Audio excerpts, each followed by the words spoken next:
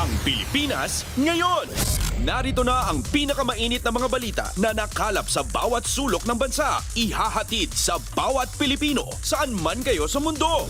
Ang Pilipinas ngayon. Pakinggan ang bawat kaganapan sa bawat lalawigan. Ito ang Pilipinas ngayon.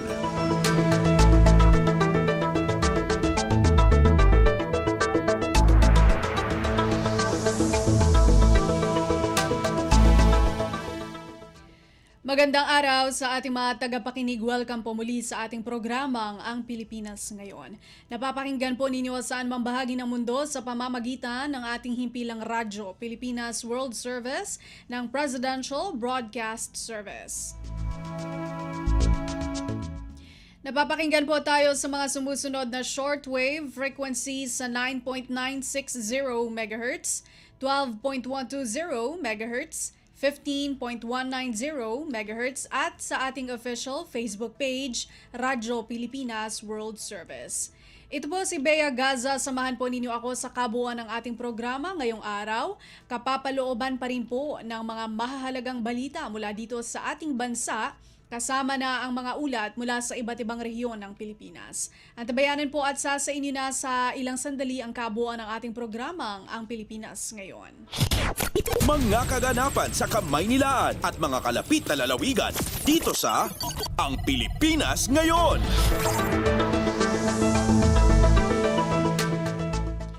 Bago po natin simulan ang pasada ng ating mga balita, bilang ang Radyo Pilipinas World Service po ang overseas radio ng Presidential Broadcast Service, hindi po mawawala ang ating pangungumusta sa ating mga kababayan saan man po sila naroroon. Kaya naman, pakinggan natin ang panayam ni Jerome Toledo kay Joanna Roberts, isang Filipino resident sa Orlando, Florida. Alamin po natin ang kalagayan ng mga Pilipino sa Florida matapos manalasa ang Hurricane Milton. Pasada ng mga balita mula sa Pilipinas para sa mga Pilipino saan man sa mundo. Ang Pilipinas Ngayon. Sa edisyong ito ng Ang Pilipinas Ngayon, may makakapanayam tayo na isang Filipino na naninirahan sa Orlando sa estado ng Florida sa Amerika. At nakaranas po sila ng hagupit ng Hurricane Milton na umabot sa Category 5 at naging Category 3 ito ng maglandfall sa nasabing estado. At dahil dyan ay makakapanayam natin ang isang Filipino mula dyan sa Orlando, Florida. Walang iba kundi si Miss Joanna Roberts, isang Filipino resident dyan sa Orlando, Florida. Magandang umaga po, Ma'am Joanna, dito sa Pilipinas. Welcome po sa Ang Pilipinas Ngayon sa Radyo Pilipinas World Service. Good morning po sa mga nakikinig po sa atin. Okay. So, una sa lahat, Miss Joanna, kamusta po ang sitwasyon dyan sa inyong lugar sa Orlando matapos ang pagtama ng Hurricane Milton? So far po, wala na po si Hurricane Milton. Nakaalis siya ng Florida around 4:30 p.m. dito sa Florida. So far, meron pa din mga ibang lugar na wala pa din kuryente. Dito sa area namin, wala pa din kuryente dito. Okay. So, nung mga pagtama ng bagyong Hurricane Milton ay nawalan ng kuryente, no, nung naramdaman na yung bagsik ng bagyo, yung hangin, yung ulan diyan sa lugar ninyo diyan, Miss Joanna?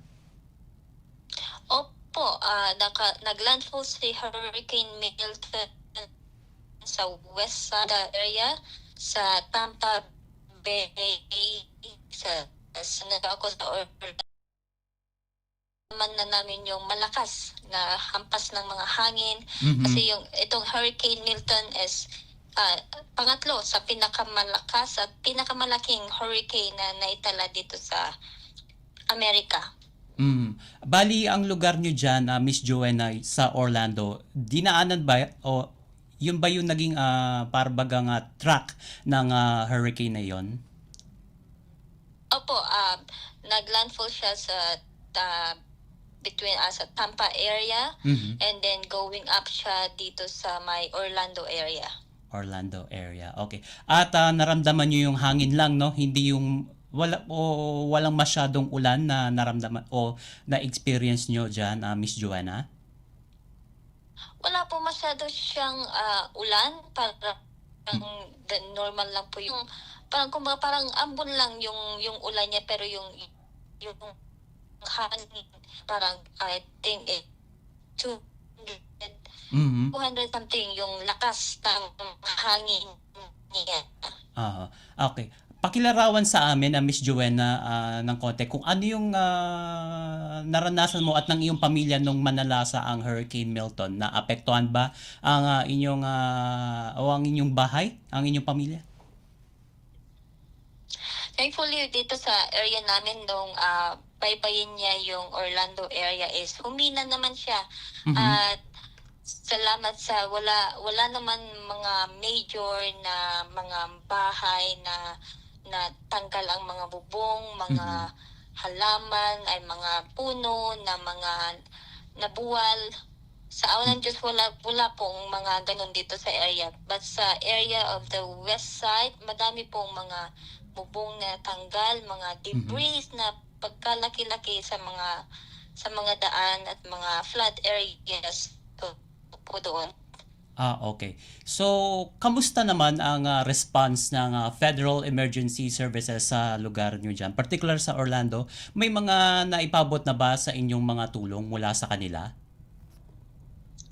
I think yun yung before nung nananalasa si Hurricane Milton, ang nagsasend sila ng mga emergency alerts, tornado warnings, kung saan pupunta yung mga evacuation centers, yung mga address ng evacuation, flood areas, yung mga ganun, mga ina-alert nila sa mga cellphones namin. Nag-beep yung mga cellphones namin from time to time yung mga alerts. Okay. So, parang consistent ba yung alert na binibigay ng Emergency Services Agency, yung FEMA, particular doon sa pagtama ng bagyong Opo. Milton. Tama ba? Opo, consistent po sila sa mga emergency alerts sa kahit na wala po yung mga kuryente, ina-alert po nila. Ang maganda po is ina-alert nila yung mga cellphone ng mga bawat tao dito na mga emergency alerts, yung mga address ng mga evacuation centers, mga flood area, yung mga floods, it will affect this area, don't go outside, yung mga ganun. Okay. Kamusta naman ang supply ng pagkain at inumin dyan sa lugar? Kasi yun nga, tumama nga ang Hurricane Milton sa Category 3 noon na naglandfall siya. Kamusta ang supply ng dalawang basic necessities natin? Before po, 2 days before, nung sabihin nila sa news na malaki na hurricane yung kinahaharapan ng Florida. So, yung mga tao nag-panic buying 2 days before, lahat ng tubig, noodles, bigas, pwede mong stock sa bahay na keep for 3 to 4 days kasi yung sabi nila na mag-stock sa bahay. So, lahat ubos. So, may mga kababayan tayong mga hindi nakabili ng mga tubig, mga pagkain nila. Pero sa awan ng Diyos, dumaan lang si Hurricane Milton. Sa awan ng Diyos, 1 day lang yung kanyang pinagbaybay dito sa Florida. At syempre, Miss Joanna, may mga Pilipino tayo dyan na kasamahan mo na nandyan sa Orlando. So, kamusta ang sitwasyon nila sa mga oras na ito? Yung mga kapitbahay natin dito na malalapit sa atin, may mga kapitbahay tayong mga Filipino teachers na sa Florida, mga 2 buwan experience na sila ng pinakamalaking hurricane dito sa Florida. Takot sila kasi sa news, malakas talaga kasi itong hurricane na to is may dala siyang mga buhawi na pagkalaki-laki. Oo. Kaliwat kanan ang mga buhawing pagkalaki-laki ng dala ng Hurricane Milton. Bukod pa yan dun sa Hurricane Milton na naranasan nyo dyan. So, ligtas naman sila sa kasalukuyan, Miss Joanna? Yes po, sa awan ng Diyos, wala pa tayong nababalitaan or nababasa sa mga Filipino group chat ng mga Pinoy Florida dito na wala naman nasaktan na mga kababayan, wala naman namatay or nasaktan mga kababayan na nandito. So far, wala pa tayong nababalitaan na ganun. Okay. So, mabuti at na magandang balita yan. Siyempre, walang Pilipinong nasaktan o namatay doon sa nasabing pagtama ng bagyong Milton. So, nakikipag-ugnayan na ba sa inyo ang mga opisyal natin sa konsulado dyan sa Florida? Or kung may coordination na ba sa inyo ang mga Filipino community leaders sa Florida?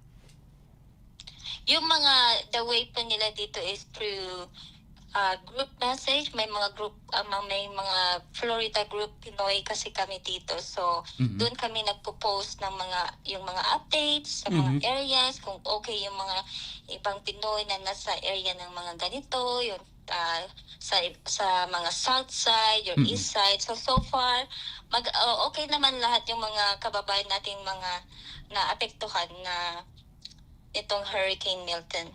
At syempre, bukod sa Hurricane Milton at syempre yung bago kay Milton, yung Helene, tumama din sa Florida. So, may balita din na panibagong sama ng panahon na maaaring manalasa dyan sa Florida. So, ano naman ang mga paghahandaan nyo rito, Miss Joanna? So far yung nasa news ngayon is may pinaghahandaan na naman na namumuo na hurricane na naman na tatahakin na naman niya ang Florida at ganun pa, mag-i-start na naman tayo ng wala pa naman abiso ang gobyerno dito na na baka baybayin niya ulit ang Florida, baka lumihis pa or ganito. So far wala pa silang abiso pero binabantayan nila kung sakali man tahakin niya ulit ang Florida. So, may mga paghahanda din kagaya ng mga tubig, mga kailangan na iimbak ulit sa mga kakainin for sa mga susunod na araw na. Okay. Panghuli na lamang, Miss Joanna. So, nabanggit mo nga na ligtas ang ating Filipino community dyan at syempre ligtas din ang inyong pamilya dyan sa Florida or particular sa Orlando. So ano ang mensahe mo sa ating mga kababayan o mga kapamilya mo rito sa Pilipinas at syempre sa ating konsulado o embahada o ang ating pamahalaan?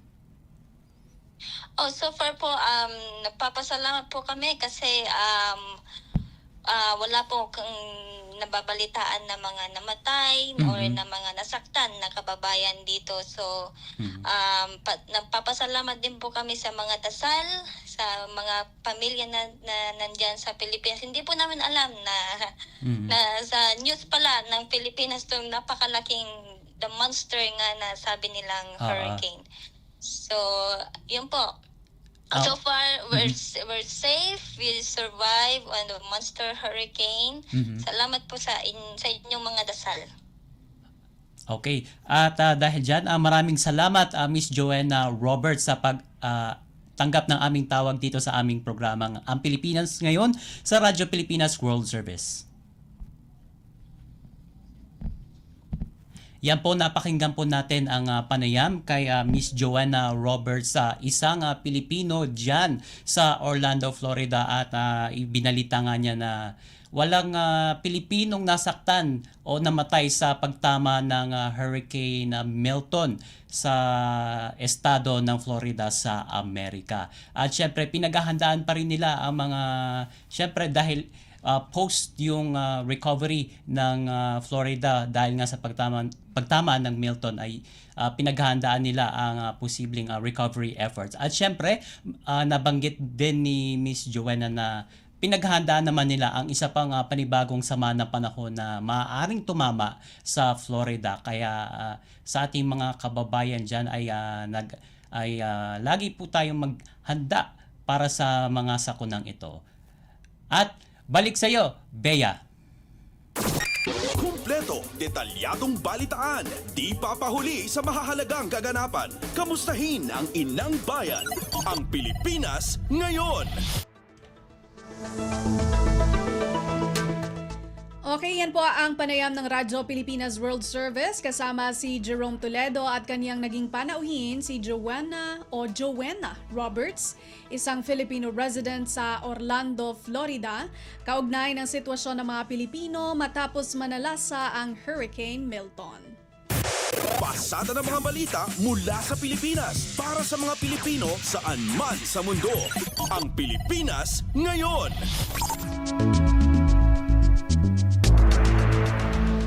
Samantala, narito na po ang ating mga balita. Mga naranasang harassment ng Pilipinas sa South China Sea binuksan ni Pangulong Ferdinand R. Marcos Jr. sa harap ng ASEAN leaders. Magbabalita si Raquel Bayan.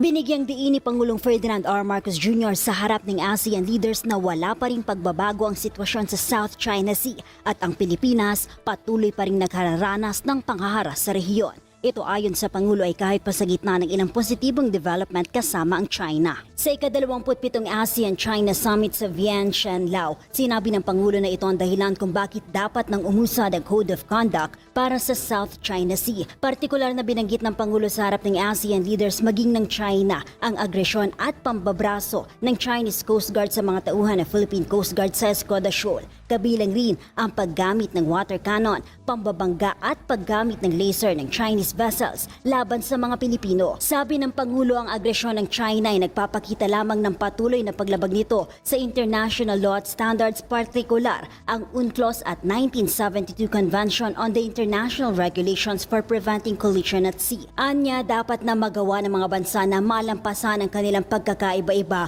upang mapababa ang tensyon sa rehiyon. Sa kabila nito, siniguro pa rin ni Pangulo Marcos ang commitment ng Pilipinas sa patuloy na pagpapalalim ng relasyon sa pagitan ng ASEAN at ng China. Mula sa Vientiane, Laos, ito si Raquel Bayan, Radyo Pilipinas.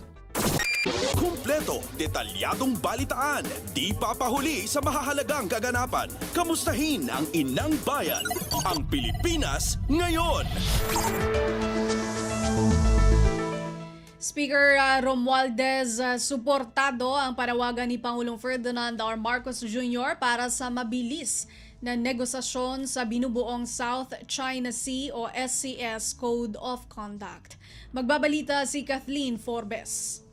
Sinuportahan ni House Speaker Martin Romualdez ang panawagan ng Pangulo Ferdinand R. Marcos Jr. na bilisan ang negosasyon para matapos ng ASEAN-China Code of Conduct at matiyak ang pagpapanatili ng kapayapaan at katatagan sa South China Sea. Sa ika-27 ASEAN-China Summit sa Laos, binanggit ng Pangulo Marcos ang panggigipit ng China Coast Guard sa mga sasakyang pandagat at panghimpapawid ng Pilipinas na nagsasagawa ng routine activities sa loob mismo ng exclusive economic zone ng bansa.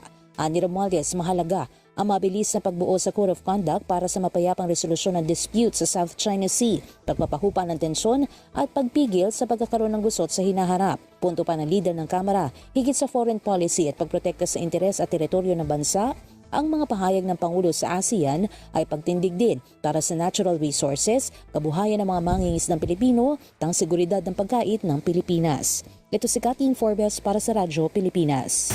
Pasada ng mga balita mula sa Pilipinas para sa mga Pilipino saan man sa mundo. Ang Pilipinas ngayon. Bagong kadiwa ng Pangulo sites bubuksan na. May report si Marian Bastasa. Bilang bahagi ng pinalawak na programang Kadiwa ng Pangulo ay karagdagang 20 kadiwa sites ang bubuksan ng Department of Agriculture simula ngayong araw. Ayon sa DA, kabilang sa mga lugar na may bagong lokasyon ng Kadiwa Outlet ang Caloocan, Malabon, Mandaluyong, Marikina, Pasig, Navotas, Quezon City at ang Calamba sa Laguna.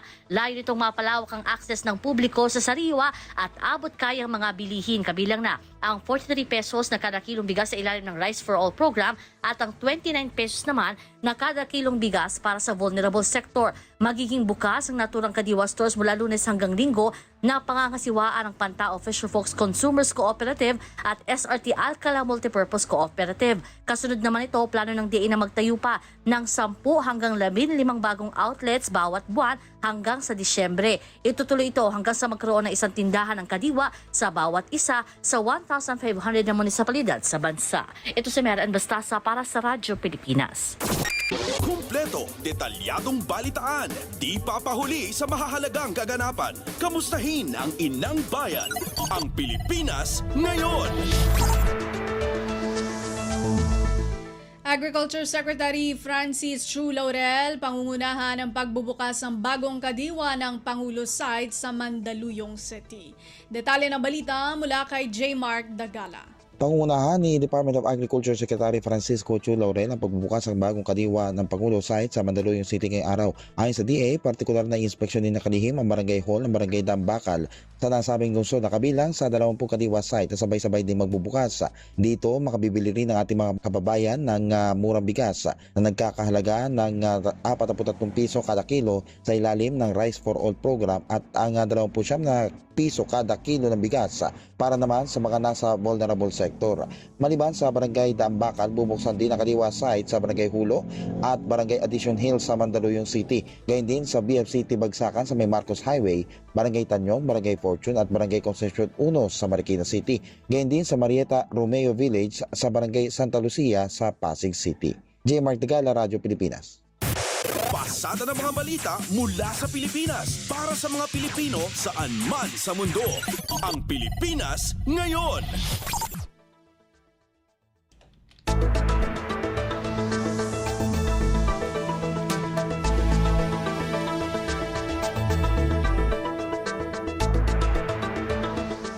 Alegasyon ng pagiging Chinese spy ni dismissed Mayor Alice Guo dapat beripikahin ng mga otoridad ayon kay Senate President Cheese Escudero.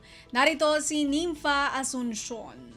Giniit ni Senate President Cheese Escudero na dapat lang magkaroon ng sariling investigasyon at beripikahin ng mga otoridad ng Pilipinas ang testimonya ng self-confessed Chinese spy na si Shi Zhijiang na espiya rin si dating Mayor Alice Guo. Ayon kay Escudero, dapat ang mga otoridad na natin na magsumikap na kunin ang testimonya ni Shi o magpadala ng team sa Bangkok, Thailand kung saan kasalukuyang nakakulong ang Chino. Sinabi ng Senate President na kailangang ma-cross-examine at timbangin ng mga opisyal ng Pilipinas ang statement na nagmula sa isang dayuhan na nasa ibang bansa pa. Dapat na niya magkaroon ng documentary evidence ang ating bansa at hindi lang basta ibabase ang lahat sa isang report ng isang international media organization. Samantala, pinahayag rin ni Escudero ng husgado na ang dapat na magpasya kung ituturing bang espiya si Guo. Ito rin anya ang dahilan kaya dapat nang amyendahan ng espionage law ng Pilipinas dahil sa pagkakaalam ng Senate leader. Wala pang batas ang Pilipinas na magpaparusa sa mga espiya sa panahong walang giyera sa bansa. Ito si Nympha Asuncion para sa Radyo Pilipinas. Kumpleto, detalyadong balitaan, di papahuli sa mahahalagang kaganapan. Kamustahin ang inang bayan, ang Pilipinas ngayon. Matapos ang halos kalahating taon, ipagpapatuloy na ng Senate Committee on Women ang pagdinig nito tungkol sa mga alegasyon ng pang-aabuso ni Kingdom of Jesus Christ o KOJC leader Pastor Apollo Kibuloy sa mga miyembro nito. Ayon kay Committee Chairperson Senadora Risa Hontiveros, gagawin nila ang pagdinig sa ika-23 ng Oktubre, Miyerkules, sa ganap na 10:00 ng umaga. Sinabi ni Hontiveros na susulat pa sila sa korte para mapayagan na makadalo sa pagdinig ng komite si Kibuloy. Sa kasalukuyan kasi ay nakakulong si Kibuloy dahil sa kinakaharap nitong kasong paglabag sa Special Protection of Children Against Abuse, Exploitation and Discrimination Act at kasong Qualified Human Trafficking. Binahagi ng senadora na may mga haharap na mga bagong biktima si Pastor Kibuloy sa susunod na pagdinig. Hinimok rin ng mambabatas ang isa sa mga long-trusted administrator ng KOJC na si Marisa Duenas na pumasok sa plea agreement sa US at makipagtulungan sa investigasyon ng Senado. Pasada ng mga balita mula sa Pilipinas para sa mga Pilipino saan man sa mundo. Ang Pilipinas ngayon. At yan ang ating nakalap na mga national news. Narito naman po ang mga balita mula sa ating mga kasamahan sa iba't ibang mga rehiyon dito sa ating bansa para sa ating regional news ngayong araw na ito. Balita mula sa lalawigan sa bawat rehiyon ng ating bayan. Dito sa Ang Pilipinas Ngayon.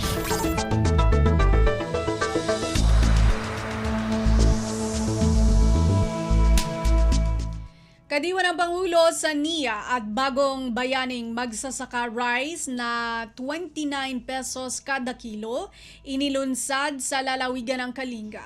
May ulat si Amelia Bumatnong ng RP Tabuk. Formal na i-launch iti kadiwa ng Pangulo sa NIA kin bagong bayaning magsasaka rice nga gatad 20 pesos kada kilo iti October 9 sa probinsya Kalinga nga indulwan iti NIA Kalinga Irrigation Management Office. Babaon daytoy na ikantikundaway dagiti residente partikular dagiti senior citizens, PWDs, solo parents ken 4-piece beneficiaries ang nakagatang iti nalakabagas. Sigun kini NIA Kalinga Acting Division Manager Ferdinand Indamo, 5,000 asako nga adaansag sa 10 kilo abagas iti target ang mailako para iti launching iti programa. Iti bagas kat nagapo iti rice produced ti dagop 136 farmer irrigators beneficiaries manipod munisipyo iti Rizal Kalinga, Malikin, Quezon, Isabela, babaon iti contract farming iti NIA. Kabayatan iti programa, imawag dagiti opisyales ken daduma bisita nga agtitinulong ti tunggal maysa tapno masigurado nga agtalinaed iti nasao a programa. May palagi pa na ipatungpalitay na biit iti kadiwa ng Pangulo sa NIA ken contract farming program tapno magunod iti rice sufficiency ken mapasayaat iti panagbiag dagiti Manalon. Manipod DZRK Tabuk, Amelia Bumatnong, Radyo Pilipinas, World Service. Balita mula sa lalawigan sa bawat rehiyon ng ating bayan. Dito sa Ang Pilipinas Ngayon.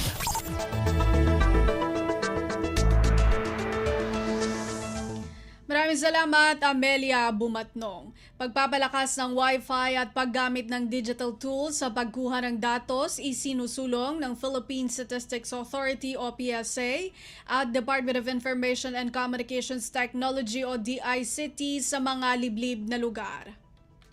Ito ay mga geographically isolated and disadvantaged areas o GIDA sa Calabarzon. Ang detalye mula kay Tom Alvarez ng RP Lucena. Isinusulong ng Philippine Statistics Authority o PSA at ng Department of Information and Communications Technology o DICT ang pagbabalakas ng Wi-Fi at paggamit ng digital tools sa geographically isolated and disadvantaged areas o GIDA sa Calabarzon. Ayon kay Ms. Desiree Joy D. Lechuga, Provincial Focal Project Development Officer ng DICT-4A, nilalayo ng kanilang tanggapan at PSA na maisakatuparan ng mga nabanggit na hakbang para makakuha ng accurate data sa GIDA sa ginanap na opening ceremony ng 35th National Statistics Month na ginanap sa Hotel Marciano, Real Calamba City, Laguna, kamakailan. Ipinakita rin sa event ng PSA ang kanilang ginagawang pagsisikap na mapabuti ang kanilang statistical system para sa kapakanan ng lahat. Kabilang dito ang paggamit ng makabagong teknolohiya sa pangangalap ng mga datos at paggamit ng digital platforms sa paghahatid ng mga impormasyon hinggil sa mga programa at serbisyo ng PSA. Mula sa RP1 Lucena, ito si Tom Alvarez para sa Radyo Pilipinas World Service. Balita mula sa lalawigan sa bawat rehiyon ng ating bayan. Dito sa Ang Pilipinas Ngayon.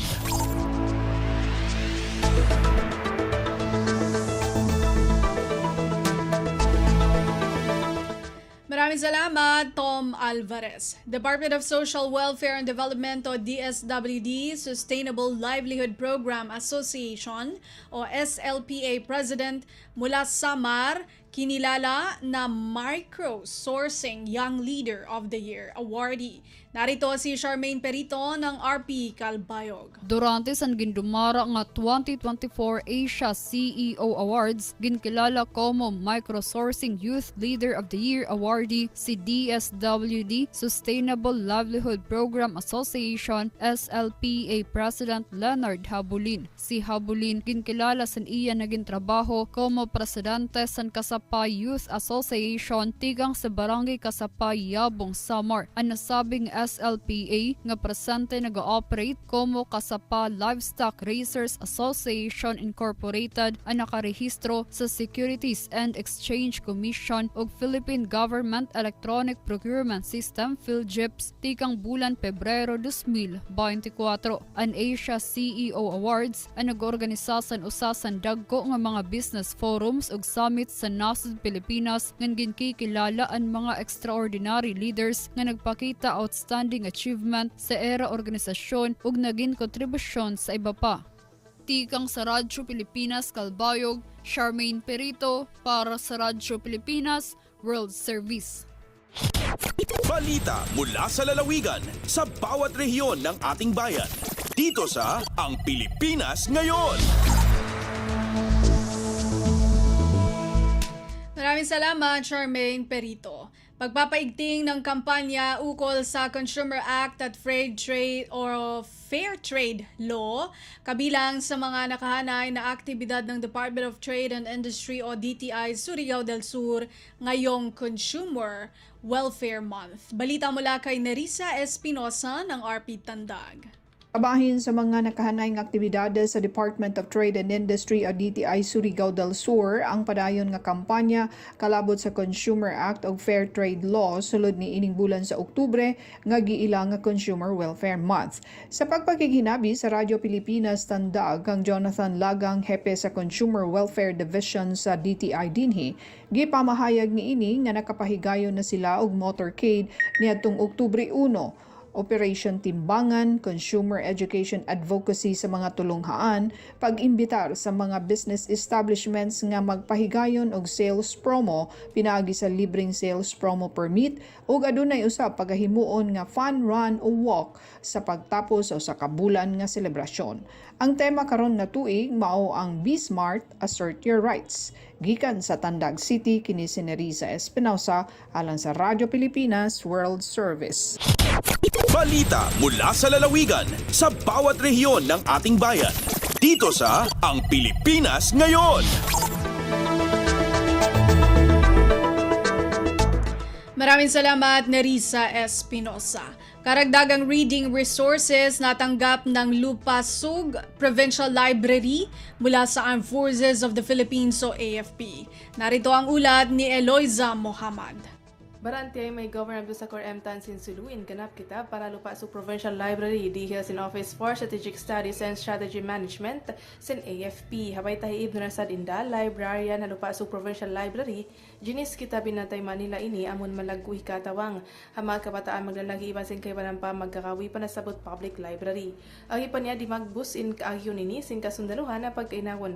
Mr. Timothy Ijiran, member sin Multi-Sector Governance Council amon nabilangdan, hasupay kanapan resources sa Lupaso Provincial Library. Liureng ha AFP OSSM, nakatay maray sabka nuyaon in library ganap reading resources, gadayin kanda Professor Darwin Absara, iban Professor Bangahan, mahugot day sa pinpalsukpatan nila, hakay ba na mga malalago school hapaghula, maksud kakantaan bukin tunggal public library binaybayan sin Sulu. Deng ha RP Hulo, Eloisa Muhammad para Radyo Pilipinas World Service. Balita mula sa lalawigan sa bawat rehiyon ng ating bayan. Dito sa Ang Pilipinas Ngayon.